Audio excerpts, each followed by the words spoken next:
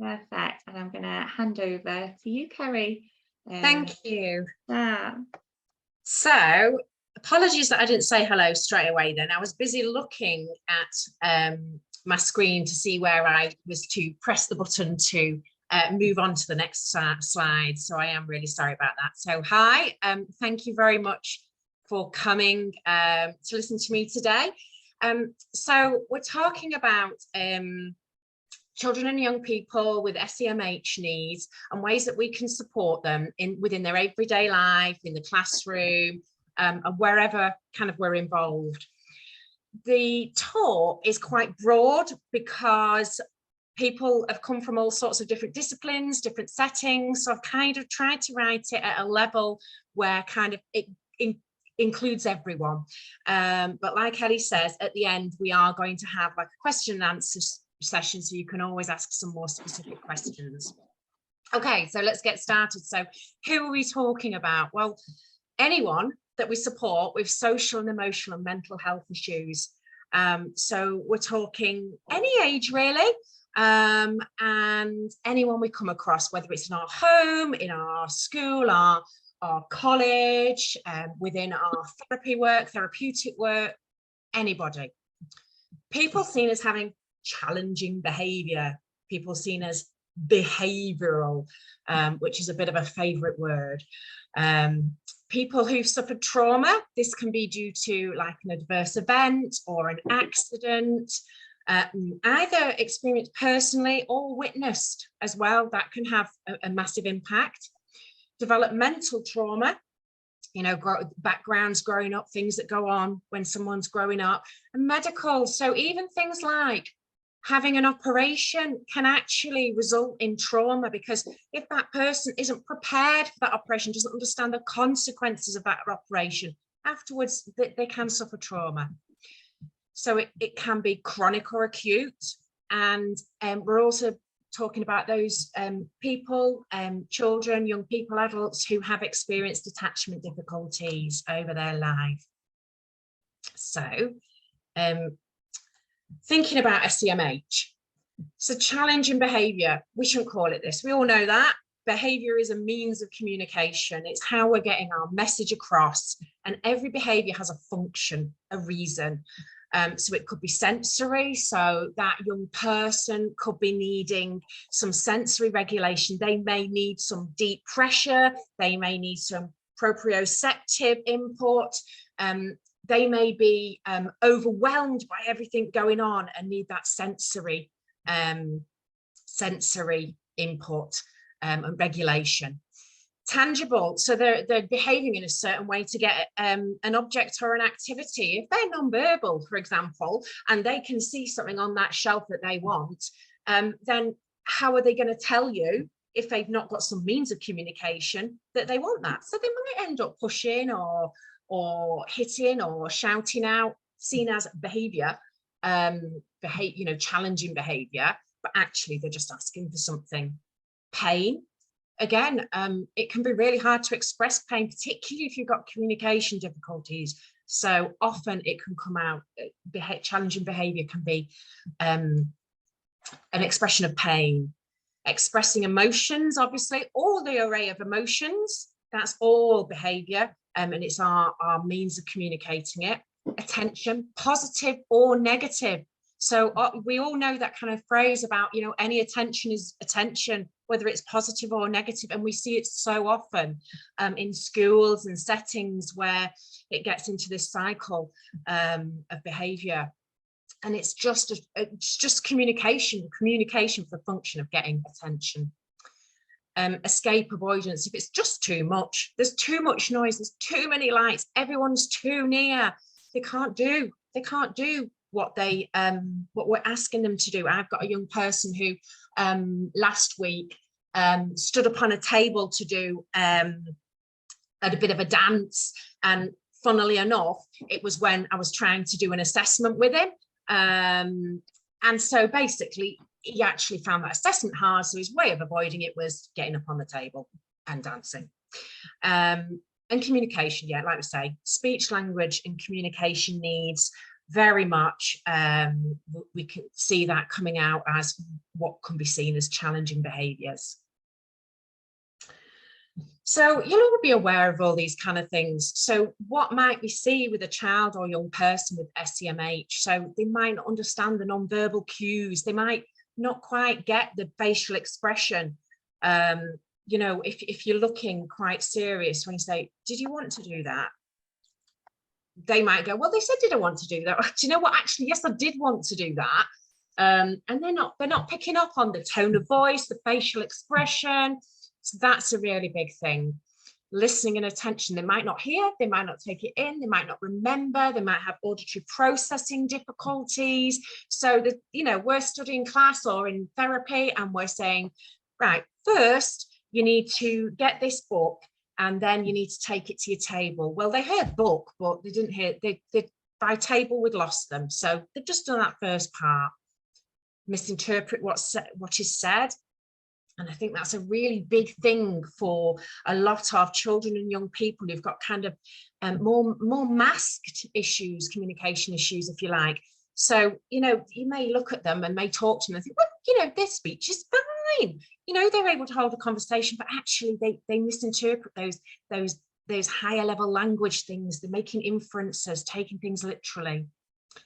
Don't realize that when they don't understand something, so they don't know, they carry on, they say, well, no, it's fine, I'm doing this, I understood what I was meant to do, so I'm just carrying on doing this, and then they get in trouble because they've not done the right thing.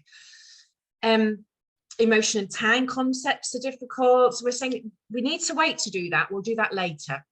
They might not understand later, they want to do it now, they don't understand that later means it will happen because they haven't got those time concepts.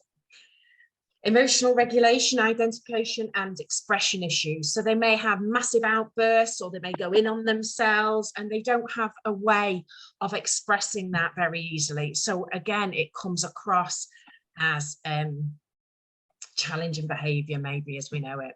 Word finding difficulties.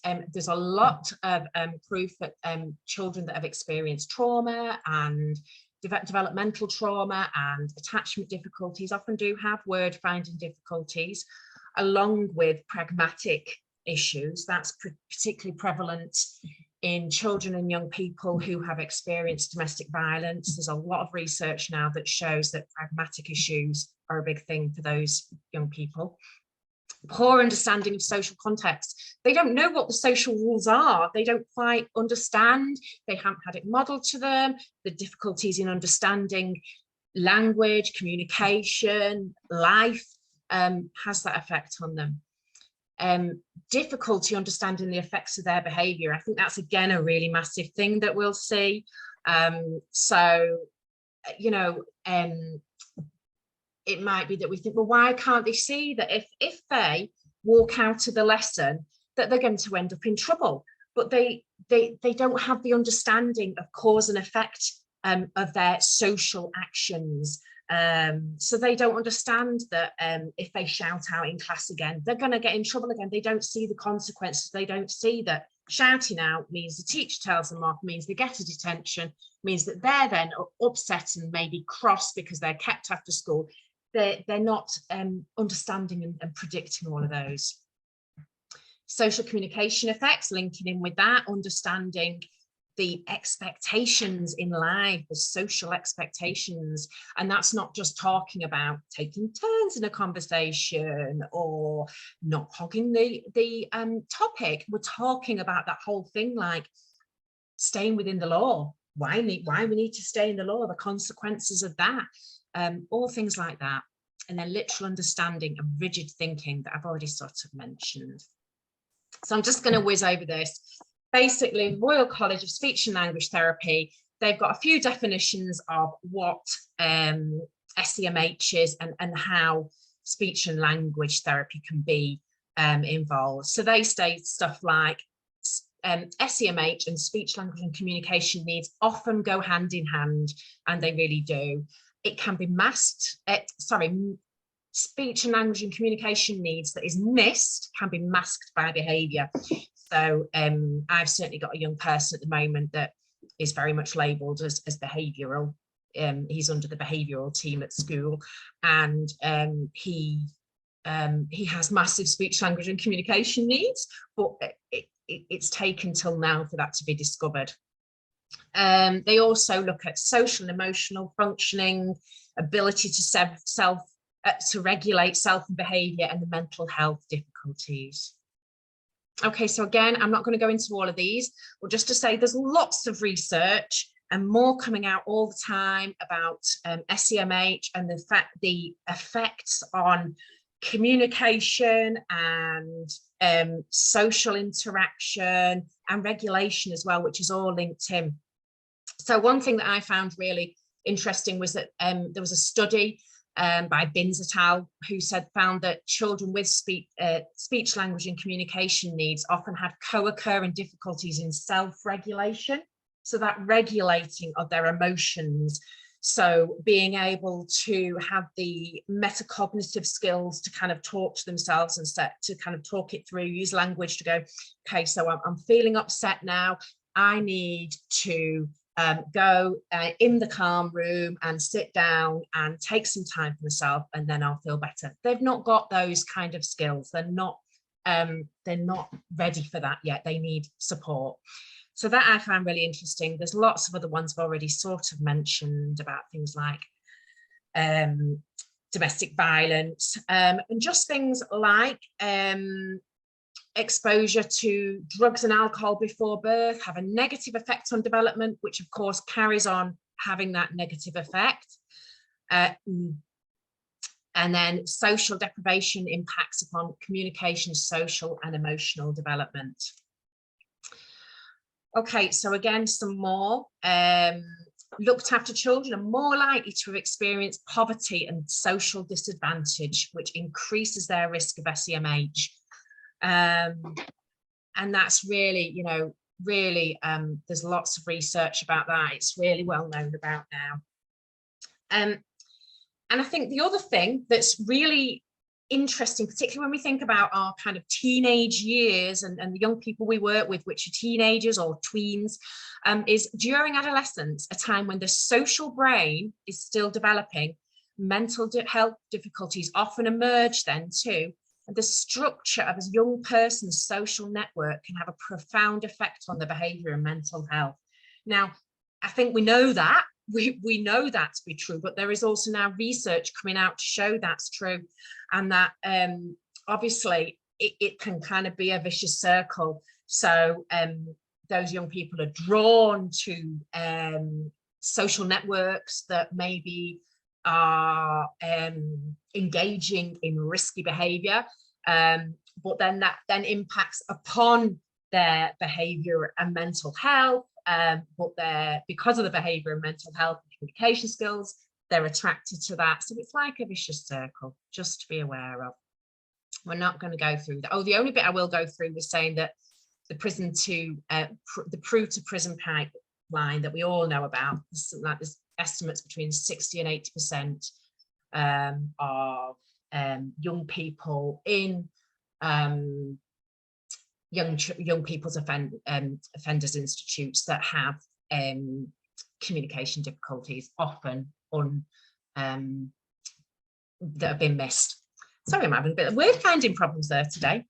Okay, so how can speech and language therapy help? Well, we can assess, we can look at communication skills, we can inform settings, people working with young people and families of what kind of things could be impacting upon them, like auditory processing difficulties where they're not taking in the language, not able to record the language, difficulties knowing how to interact, working collaboratively as teams, so important. Looking at the environment, that's a major thing. We need to look at the environment and think about what's going to support the young person, what strategies need to be put in place. Do they need written information alongside auditory? Do we need visual regulation charts? We need to look at all of that. I'm going to go into that a bit more in a bit.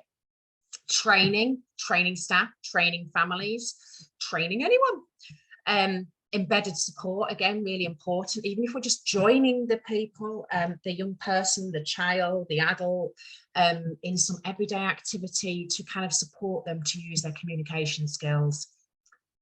Specific interventions. So we might decide to do some specific interventions for word finding, for narrative, which again is another area that particularly looked after children have been shown in research to struggle with. We might decide to do some auditory processing interventions, many different things. Communication passports, again, I love them, brilliant. I think however they need to be, whether they're a passport or a pen portrait, whatever, but just that everyone has that information about the young person. Adaptions and advice, that goes with everything else. Thinking of a young person I've worked with, and they struggled with the morning routine. So we, as a multidisciplinary team, we made a script to be used by all support staff going in the morning, and we adapted it so that the language was appropriate, the levels of communication, the visuals used to go alongside it. We did all of that, and actually now mornings are so much better. Just it's quite simple really, but it was just kind of tapping into that. Consulting with the client, really important. We need to know their views and what they want. Co-regulating to engage in therapy, that's another really big thing. If the young person or the child is not regulated, then if we want to do some specific intervention, some specific speech and language therapy work, we're not going to get anywhere if they're not regulated. So we need to always engage in that. We need to make sure that that our clients, our young people we work with, our pupils, that they are regulated, that we've supported them to co-regulate. And then support development of the skills needed to self-regulate. So self-regulation doesn't just happen. They need things like executive functioning skills, like working memory and auditory processing and all those other sort of organizational skills. Metacognition, the ability to think about regulation, about our language, about our communication, and the vocabulary. They need to understand the vocabulary, and it needs to be personal.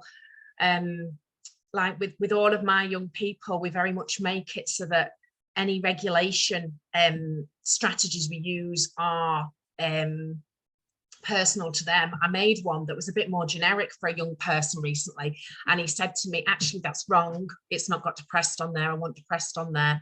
And I've not put depressed on there because I just, for me at the time, it was quite a harsh word, you know, but to him, he was like, well, no, that's what I am. I'm not sad, I'm depressed. So we added depressed. But then actually last time I went to see him, he said he wasn't. So he said he hadn't been for a while. So that was brilliant.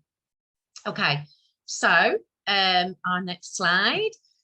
So I'm just going to quickly whiz through this, working with SEMH. So we need to find out as much as we can about background information. It can be really hard, but it's always really important and relevant if we can. So like one young person, again, that I work with, it turns out when he was born, he went into a special care baby unit, but at the time, this special care baby unit didn't believe in kangaroo care. So he was taken away from his mum, just in an incubator. And like now we know that that's going to affect attachment, and we kind of have to bear that in mind when providing intervention support for him. But at the time it wasn't considered because, you know, it wasn't so well known about, or certainly for that hospital. Trauma, body knows the score. It's a well-known phrase. There's a really good book about it called The Body Knows the Score. And it basically means that our bodies, they hold our feelings, they hold our experiences. So one thing I remember finding out about was that actually when we're really young babies, things that can happen to us as really young babies actually almost have more of an effect on us than things that happen later. And like a child, a baby that has had traumatic events happen to them, that has maybe been maltreated physically or in whatever sense, almost that is, the body holds that. The body will then remember that in its sensory learning, its sensory reactions will remember that. So that really taught me something when I found that out, because it can be easy to think, well, they're a baby, they were a baby when that happened, but actually the whole body will store that, and it will come out in sensory reactions and reactions. Okay, so traumatic events, they push the nervous system about outside of its ability to regulate itself. So it's like stuck in and on all the time. So all the time, these young people, these children are like, they're ready to go, they're in fight, flight. And we might not know what's going to trigger them to go. I had a young person that I remember the school staff saying to me, she just goes and there is no trigger. But then when you're thinking about it, you're thinking, well, I don't know, there's that kind of interoception kind of sense systems too. So like, what if she was hungry and she felt some hunger, and we don't know that, she hasn't got the communication skills to tell us that, but actually she feels a bit hungry, and that triggers an emotion in her, that triggers a reaction, because that's how she used to feel when she was at home in a situation that wasn't ideal. So we kind of always need to remember these things. Okay, I'm not going to talk too much about polyvagal theory, because I'm sure we can all find out about it probably in far better detail elsewhere, but I do find it quite useful to just bear it in mind. So Dr. Steve Porges talks about this. We've got 3 states. So we've got our basically social engagement state. That is rest and digest. The parasympathetic system is controlling the body. This is where we learn. Our window of tolerance is here.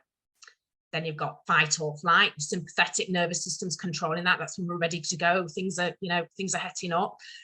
We respond to minimal verbal language here, and that's where it's really important to kind of bear this theory in mind.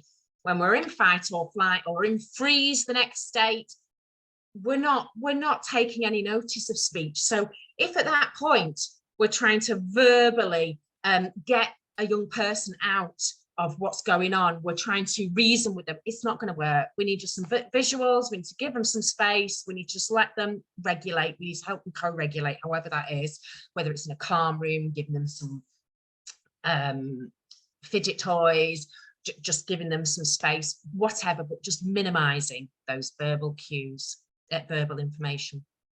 So that's just a quick picture. I'm not going to look too long at it, but basically those 3 different levels, and social engagement is obviously the optimal level, that for learning it's the optimal level. So what can we do to help? Well, stick to our word. That's a very big thing I've learned over time, that it's really important to stick to what we say to these young people. So if we're thinking about backgrounds, some of these people will have had a lot of promises broken. They will have a lot of professionals and other people in their lives come and go. They don't know who they can trust. They don't know who they can rely upon. And I think it's really important that you stick to your word. So if you say you're going to see them that day, unless there's some reason why you really, really can't, in which case you need to get a message to them, then go on that day. You need to stick to your word. Like I say, they need to build that trust in order to gain that therapeutic relationship and be able to support them. So follow PACE principles. I'm going to show you PACE in a minute.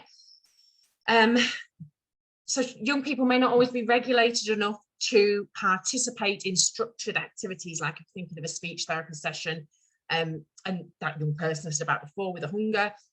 We don't always know what triggers young people, and sometimes we may have a speech therapy session where they're not in that level where they can actually sit down and do a task, or go out and do something. They're just not there. We need to just go with them, and that's what we need to do. Use those PACE principles, which I'll talk about in a minute. Okay, so we need to be aware that you may not know or see the triggers, which we've said about. Please keep an eye out for them, see if you can spot them, but we may not always know.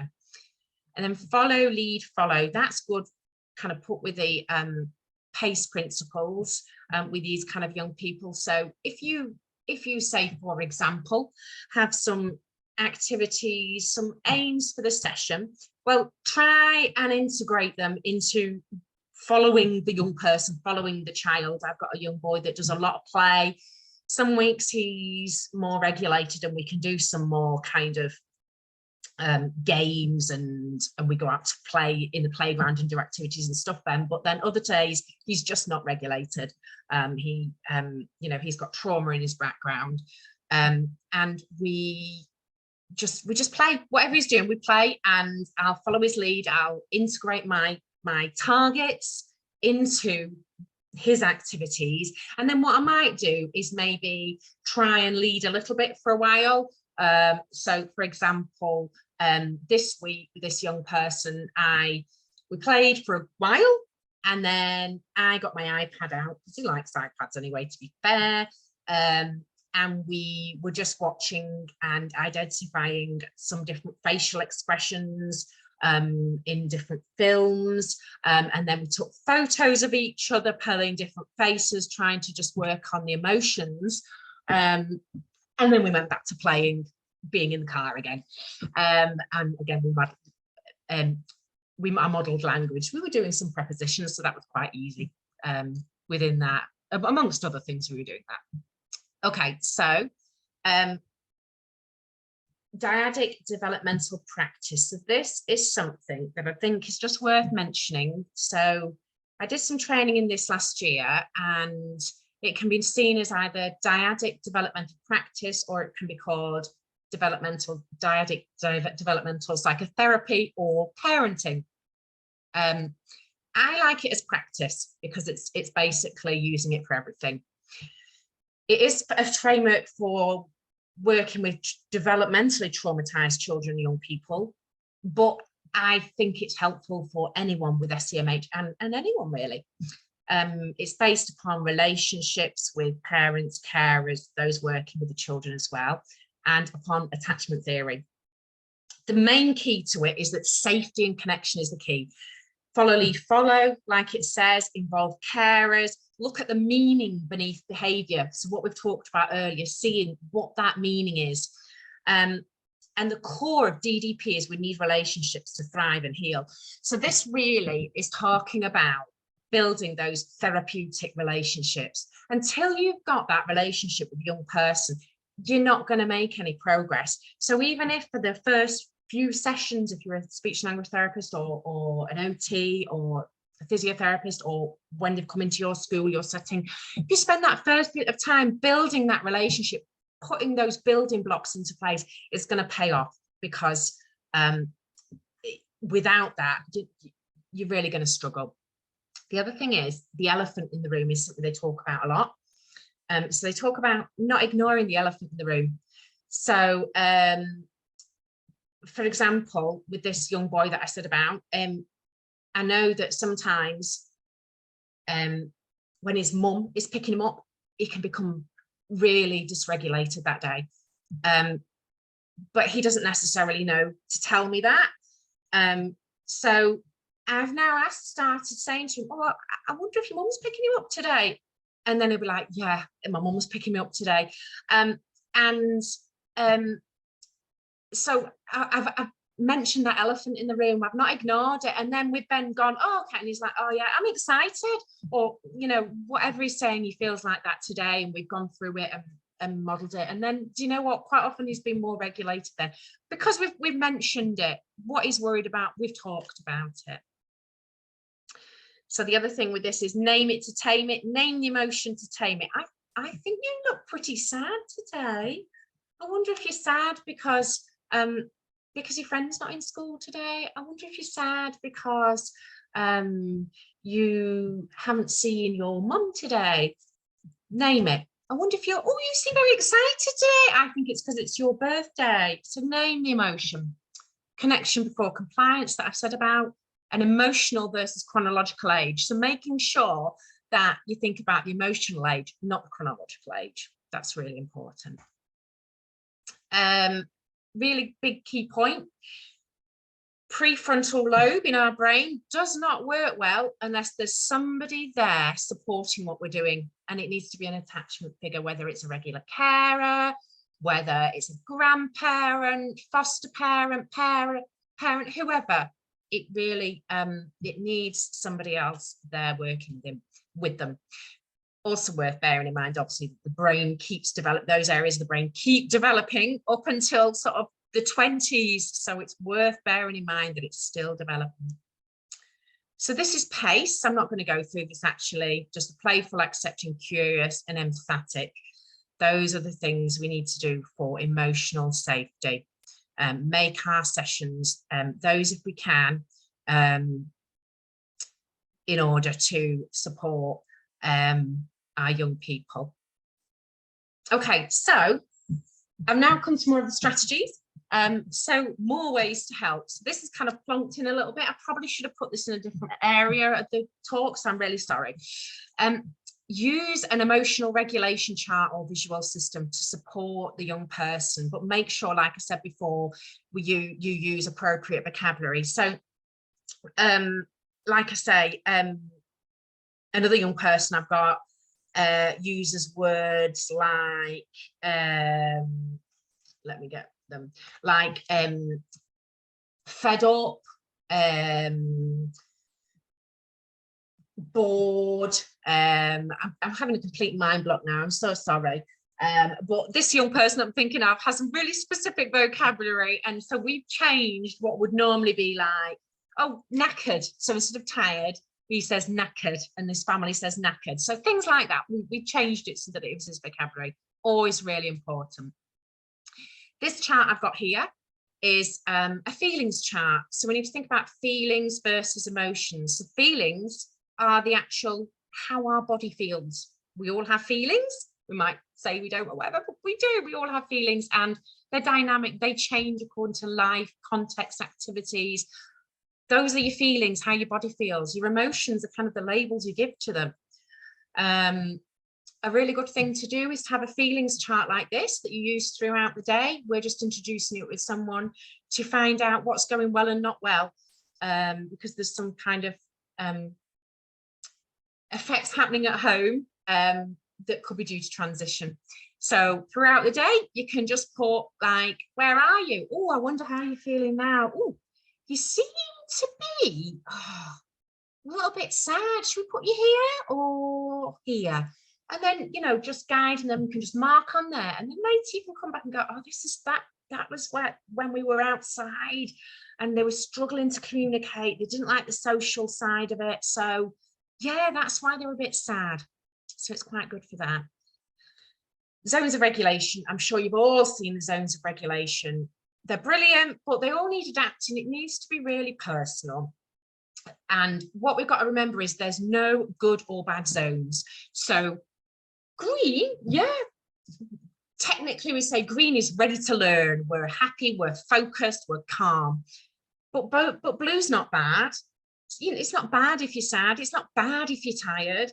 It's not bad if you're in the yellow and you're excited and a bit silly. You know, it's not bad if you're angry, because if that's how you feel, then that's how you feel. It's really important that. So zones of regulation, really worth using. I don't always put the yellow zone in because it depends on cognitive levels and understanding, but you can always build up to it. But definitely using something that young person can relate to, vocabulary wise, picture wise, everything wise. And then the idea is that you start by co-regulating. Oh, I think they're a bit mad at the moment, actually. I wonder what we could do. We could talk to we could listen to your music. Let's put your AirPods on. So gradually over time, you can introduce specific personal strategies for each of those levels to help regulate. Again, it needs to be done over time, but it needs to be done together. That person doing it with them is really important. Co-regulate before self-regulate. Basically, you need to be co-regulating throughout the day, not just in the morning and the afternoon, throughout the day, mentioning how they feel, and then maybe doing some strategies. So that's just another one. So this is just a bit about emotional literacy and regulation, like we've already been touching on. So we need to recognize, understand and handle and express our own and others' emotions. like I say, we need to co-regulate first, and remember that feelings are different from emotions. So we can learn about emotions and feelings through adults talking about them and labeling them through the day. And that's where a lot of our young people who have come from maybe disadvantaged backgrounds, you know, had some trauma, attachment difficulties, will struggle because they might not have had that. They might not have had them and going, oh, you're a bit sad, you've just fallen over, or whatever. Those labeling that we do throughout the day naturally. But that's what we need to be doing in abundance. Label throughout the day. Role play and exaggerate. So I've with one person worked with myself and the OT, did absolutely tons of role play, like going, oh my goodness, I am so tired. I've just been in a traffic jam all the way here. I'm absolutely exhausted. I'm just going to go sit in this room and just rest a bit. And like, obviously we made it up. We really exaggerated, but you know what? It's worked. And this young person is now, still with the support of co-regulation at times, will take himself off to a calm room, which is a major breakthrough when he needs to. And we did lots and lots of role play. Say what you think they're feeling. So say, like I've said, oh, I think you're quite excited today, aren't you? You're going on a trip. Say what you think they're feeling and why. Link it. Use a mirror. So that's when I said about the photos. We didn't have a mirror, so we just used my camera and then deleted them afterwards and did selfies of making the facial expressions, because quite often what we find is that children and young people can look at a picture. So we're doing this nice work, emotional literacy work, let's label the emotions, but they're fine with it. They can look at a picture and they go, he's happy, he's sad, he's bored. They can do that because emotions and feelings are dynamic. So when they can do it, looking at a static picture, but when it's within real life, it's different. So we need to do things like making those expressions together, watching them on YouTube, on films, on other people out and about, maybe freeze framing, stopping them. We were watching the Disney Works one the other day and we just kept stopping it on a facial expression, like, oh, like we'd say, oh, he's looking angry, and then we'd stop it and we'd have a good look at the face. So it's kind of making it dynamic and interactive, because if it's just a static picture, it doesn't mean the same at all. Take photos, I've said about that. YouTube clips, there's loads. Inside Out, Sesame Street. I've got some lovely songs. For the older ones, there are like emotions quizzes. Obviously depends on their age. If they're like teenagers, they're probably going to say, do you know what? You can go jump. I'm not watching a video on emotions on YouTube. But maybe you can find something in common, something they like, and watch that and share that together, even if it's on their phone, on YouTube on their phone, and then talk about the emotions on that. Make it relevant to them, or you're just not going to engage them. Okay, so there, like I say, make it relevant to how you feel. Link feelings to situations. So you can do games with younger children, but then with older children, you might want to talk about the actual situations they are in and how they feel according to each situation. Make body maps, talk about how it feels in your body, so that they begin to develop that awareness. And there's loads of body maps and stuff on Twinkle and on the internet. Again, that might be more with your younger children. Teenagers may not be interested in that, so you might just have to be literally within your sessions, or when you're talking to them, kind of bringing it up. Imagine questions. Imagine if your friend bought you a present. I wonder how you'd feel. That kind of thing. Gradually introduce the strategies, like I said before. So bringing in those strategies, fidget toys, going out for a walk, having a drink, all those kind of things. Make them relevant to the zones and bring it in gradually. So examples for blue emotions: blue, sad, go for a walk, have something to eat, shake your body. There's loads of even on Amazon and stuff, there's like little packs of cards with different regulation activities there. Brilliant. Model them yourself, like I said before, a bit of role play, a bit of modeling. If why would they do it if you're not going to do it? Do it yourself. And just remember, there's no good or bad emotions. The last thing here on this bit is there's also some apps. There's some lovely apps. Can't remember the name of the one I've downloaded this week, actually, and I'm just going to quickly have a quick look. because that was quite a nice one. And you rate throughout the day. It's called Daylio, Daylio. And you rate throughout the day. You just go in there and just rate. Am I this? Am I that? And it's just literally visual, using smiley faces. Maybe quite nice for the teens. They might not like it. You can try. Think about our body language. That's always really important. Another top tip. The impact from social communication skills. When they don't understand things, you might need to exaggerate your body language. But also from trauma, think about like when you're doing testing and stuff. So we have to keep that straight, stern face. But if you think about it, with maybe a young person that's had trauma in their life, attachment issues, some adult comes along, they're doing the assessments and they've got this, and we're not giving them that verbal feedback. We're keeping a straight face, because that's what we're meant to do when we do these assessments. We're not meant to give them any feedback. To them, that's traumatizing again, because that's you know, that's like that's going to heighten their bodies. Then they're going to go into fight and flight. That's it, you've lost them. Okay, so I'm quickly just going to say about consider understanding of language. Blank levels are actually a really good thing to use. I don't love blank levels for everything, but for this kind of thing, they're quite good to get a view of kind of those higher levels of understanding, which may break down, because these will all impact on functioning. So some of the quick things: regulate at the start of a session. That's really important. Do a little routine. Beacon House website. So Beacon House, it's called. They've got a video of a short routine that can be used at the start of the session. And you do things like run on the spot, stamp your feet, pretend to walk on a tightrope, crawl on the floor, push the wall, give yourself a hug. So it's kind of really regulating. Obviously it needs adapting according to needs, but it's a really good one. But making sure regulated before a session, because we need to be in that social engagement zone. Okay, so OT advice is so useful, and physio advice too, obviously multidisciplinary team, but OT advice for those sensory things. Make it personal.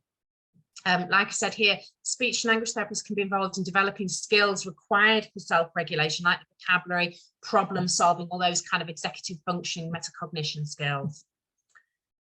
And we can support strategies for regulation, like using talking mats. Okay, so this is just blank levels. For those that don't know about blank levels, they just look at the development of verbal reasoning and abstract language. So all I'm going to point out here is that if a young person or child has problems at blank level 3 and blank level 4, which a lot of our young people with kind of trauma and SEMH and kind of different kind of backgrounds that we've talked about today and different things going on, a lot of them have issues here. So they may have difficulties retelling an event. So what happened? Already we can think about how that could go wrong in school. They can't tell you what went wrong at playtime when something did go wrong, when they got in an argument or someone pushed them or whatever. They can't do that. They can't tell you what's happened at home in a coherent manner to say why they're upset. Following a set of directions, again, following directions in class.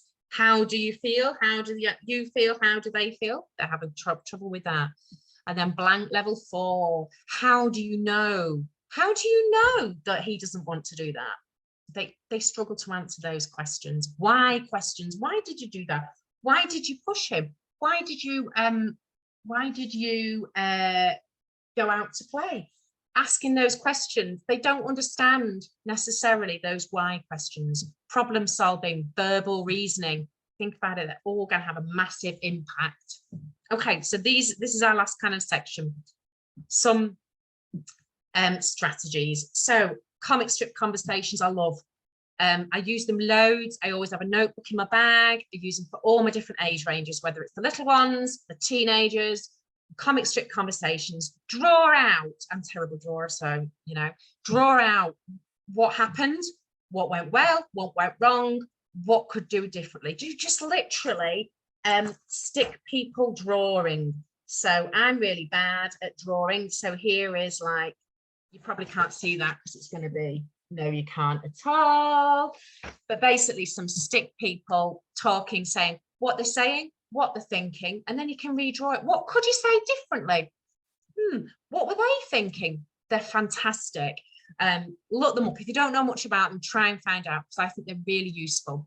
They're also good. They're good for conflict resolution, for talking about events afterwards. So there are a lot of say like looked after children, and in schools and homes and all sorts of places, they have like a reflection time after an event, after something's occurred, after there's been an incident.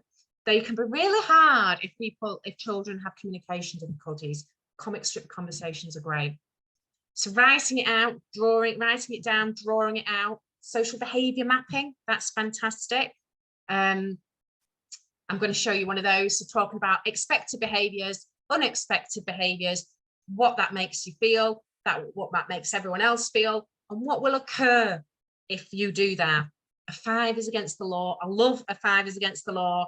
So it's looking at the different levels. And number 1 is casual social behaviour. Number 2 is reasonable behaviour. You're having a chat with a friend. Number 3 is unreasonable behaviour, odd behaviour, whatever you want to call it. So maybe turning up at someone's house to a party when actually you weren't invited. Maybe I used to have a young man that used to kiss the wall. There's nothing dangerous about that. It's not scary, but it's not what you'd kind of have as reasonable behaviour. Number 4 is scary behaviour. And number 5 is physically violent, against the law, threatening behaviour. And there's some nice visuals that are produced that you can make for that. Communication passports, said about, love them. Visual support timetables, now, next, rules. So again, with some of my young people, we've got visual rules. At home we have hands to ourselves. They can be positive. Hands to ourselves. Hold things carefully. This is because he throws things. Feet to ourselves. Kind words. You can have it, pictured, structured. Have it in every room. Consistency and joint working, agreed language use that we've said about with those scripts in the mornings that I said about. Social stories, again, I love social stories. They can be made to the person's level. Obviously, some of our teens, again, may be like, not using those social stories, but we can maybe make one up on the spot, write it out on the spot. Doesn't have to be a pre-made thing in that situation, but it can be used not just for when things go wrong. So like one person I'm working, we talked about police being called when using the 5 is against the law. When they get to a 5, when they've broken the law, the police will be called, police will come to their house, and the consequence of that, we've used a social story. Talking maps are great. Again, let's find out what they like, don't like, what's hard, what's easy. Let's use talking maps for that. Develop emotional literacy to support empathy. We've said about that quite a lot, talked a lot about emotional literacy, and it's needed. We need it for conflict resolution and problem solving. We need to have that emotional literacy, because if we don't understand how it makes someone else feel, then why are we going to change our behavior? We're not. We need to help them to develop that so they can look at conflict resolution and problem solving and what's going on in their everyday life, which links into that. Use everyday situations to practice strategies. So let's practice our problem solving using the everyday situation. So today you pushed a teacher. Why? Well, I wonder why that happened. And then talking about why. Also, they got too close. All right, so they got too close, and what could you have done then? Oh, maybe you could have stepped away or said, stop there, please. Again, you could use comic strip conversations, so just write it out, draw it out for this, but using the everyday situations, particularly good for the teens. Just going to flick through some resources. I know we're really late on time. Sorry, I can fill out my own voice. This is the 5 against the law that I've adapted for one young person. As you can see, it goes through the scales. I love it. I think it's brilliant. Can be used for so many different things, for social behavior. That's the kind of original scale. No, again, sorry, it's adapted, but you can see the scale going from a 1 to a 5. So this is social behavior mapping. So it starts with behaviors that are expected. So, for example, you sit in a lesson. How do other people feel about that? Well, teacher's happy. How do they react? They praise you. You get to go out at playtime. And how do you feel then? I'm happy. The teacher's happy with me. I've gone out at playtime. So what about unexpected behavior? Getting up and wandering around the classroom. How do the other people feel? Well, the teacher's not very happy about that because they want me to do my work. How does the teacher react? The teacher asks me to sit down. If I don't sit down, maybe I get lose some of my playtime. What do you think about that? Well, I feel upset about that because I've lost my playtime. I've lost some of my playtime. So they're brilliant. Again, I've adapted those with visuals for different people, and they're just really good for that. And like I say, adapt them. This is another visual I've used for showing the consequences. So young person that was hitting and kicking and hurting lots of people at home. So just going through, well, this is what you do. So if you keep your hands to yourself, use kind words, follow the rules, everyone's happy, you're happy. But if you hit people, push, shout, we're unhappy. So just showing it. Okay, so I'm sorry to have gone and babbled lots and lots towards the end, but I hope you enjoyed that. Here are some resources, and then I'm gonna hand back to Ellie now. Thanks, Kerry. That was really good. It was so useful. Just getting some comments in the chat about how useful it's been and how great it was. Kate has said, thank you for a great webinar. We're able to get, are we able to get a copy of the PowerPoint or a link to the YouTube when completed?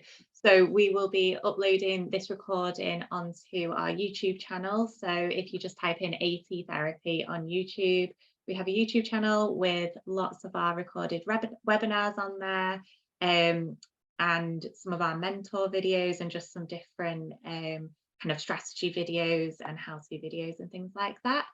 I just found it really useful to go over some of that information, some of the things I've done in previous roles, but it was a nice refresher and some of the things I hadn't heard of. I love the client-centered approach and that kind of way of thinking, which was really nice, just around that vocab, changing the vocab to knackered, which I thought was really lovely. We had a question about the Dailyo app, so I've popped a link to that app in the chat for everyone. Is that a free app, Kerry? It is. It is. You can upgrade as you always can, but it's essentially free. Yeah.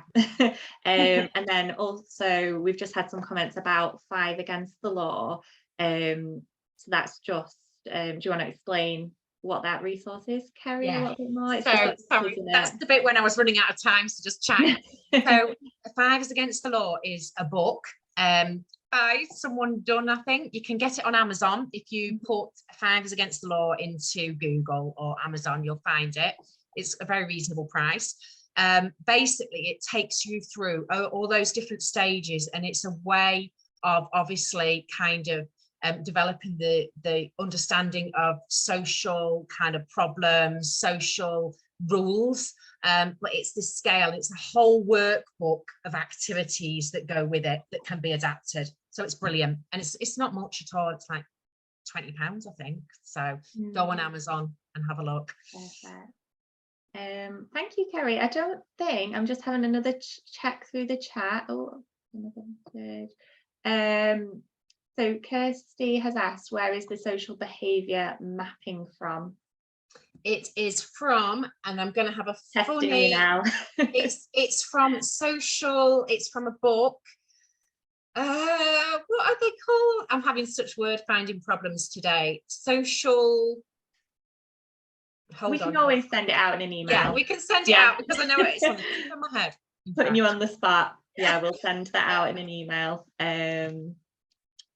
So I think we've just got a poll to launch now, but just before we do that, we do usually have this section with all of our next event coming up, but we have lots of events coming up from now between Christmas. So we've just kind of said you can access those from our Eventbrite page. We will still be running our webinars, so you can book onto those from the Eventbrite page, and we have lots of other training available as well.